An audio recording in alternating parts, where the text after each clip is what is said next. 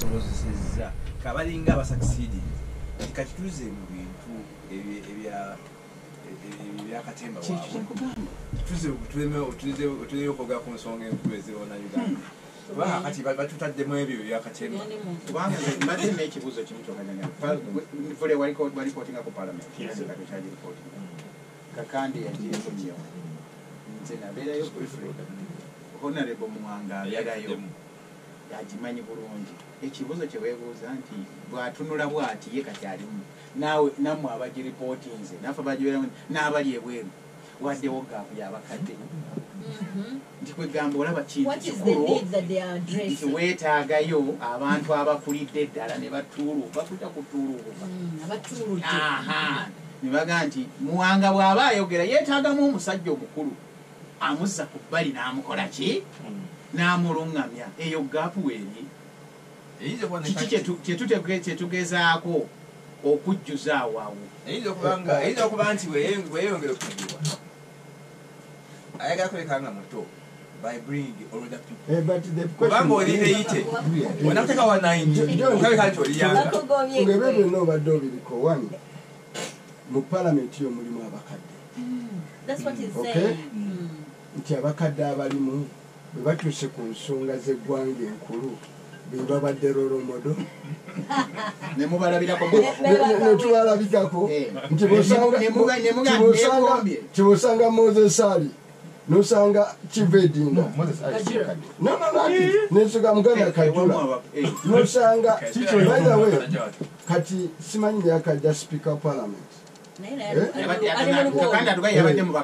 ayinza okuba ayagala tebeza mubakadde nti babadde speaker owa parliament kwa si muto kakati ebiteeso ebiyitawo ne biba bisufu oba buli kiteeso kyonna ekijja ng'ali mu ntebe kiyita kakati what gap ekyo kyennyini what are you mitigating tewali what mischief tekiriko nti abakadde abali mu byobufuzi bya Uganda beba role model betugaa nti abakadde balabe bafunvubidde abakadde ba wano n'abasinga obungi bali ku mmere ya leero ku judiciary tubaddeyo n'abakadde n'abakadde we bali nti otuka mu Supreme Court obeera okuze eyo wewava ebitaasa eggwanga UPDF kati egenze ekaddi y'abantu by the way nti olina ani ono wena munkekeera musajja mukulu sale olina Tumwine musajja mukulu olina abotafire ba genero basajja bakulu abo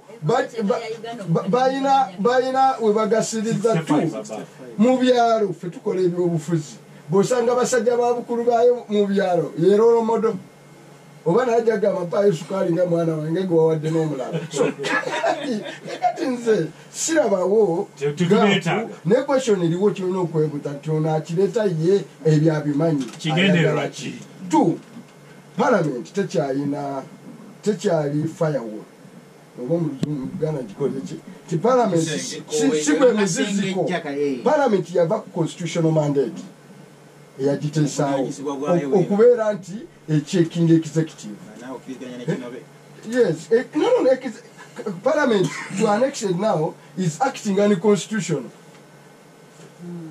by in actual sense parliament jetuyina is one of the institutions ezasinga okuleka mandate yayo negenda omupo omulimu gwa parliament kati liringa branch ya executive in effect department ya executive eya Yoweri Kaguta Museveni era ina agikulira nga naye part of seke yaki by the way assumption joyina nti ne executive kweri because the executive constitution egamba there shall be executive composed of the president n'abalala and ministers but eno executive etura yesalirawo Uganda mukulu Museveni mukyala we na mwana nabo bali bajja mu lukiiko kakati at the end of the day ensi kyebayita capture complete capture yabeerawo kati oba institution ya parliament nze mbadde ndowooza oba bateekamu biki by the way it shouldn't be our worry eggwanga tekyanyize kutunuulira ebyo because tebikyalina makulu oba ogenda kutwalayo ki ekigenda okuba n'amakulu kyokka nti bannayuganda mu byalo eyo because kakati the price is very clear. Bannayuganda mu byalo eyo nabo bagenda ku resistinga bribe because baba baleetedde program buli kyalo bagenda kuteekako bagenda kuteekako bribe. So eggwanga kakande ne batandika odireducinga abato n'abakulu nga bafuuse ennyanya ku midaala. To me should be my biggest worry.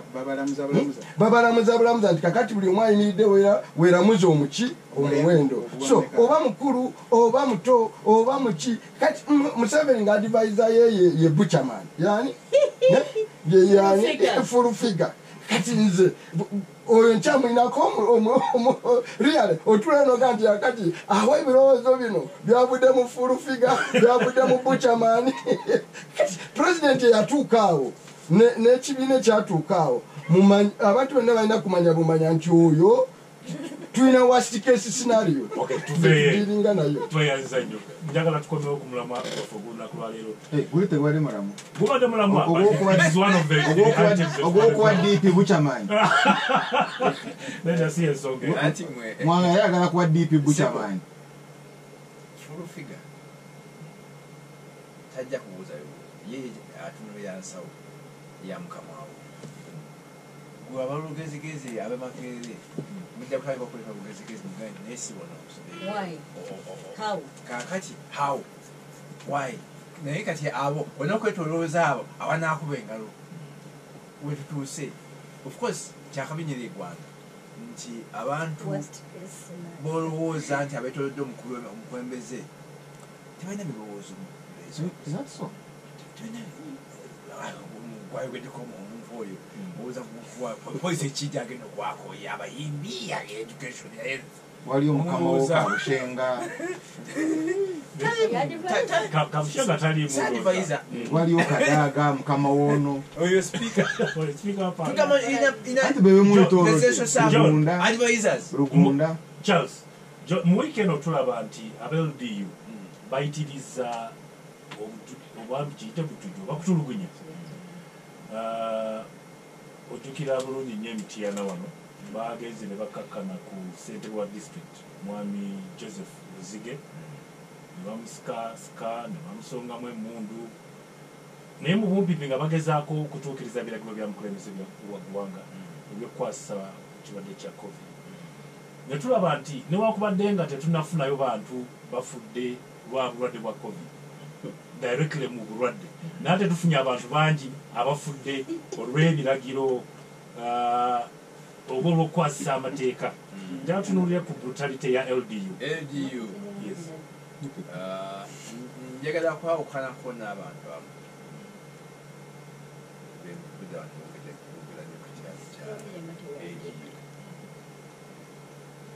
nze omanyi obusinzikiriza nnyo ndowooza nnyo mu conspiracy theory. Neebuuza ekintu kimu kibakola bakigenderera kirina agenda oba bali reckless oba bali indiscipline.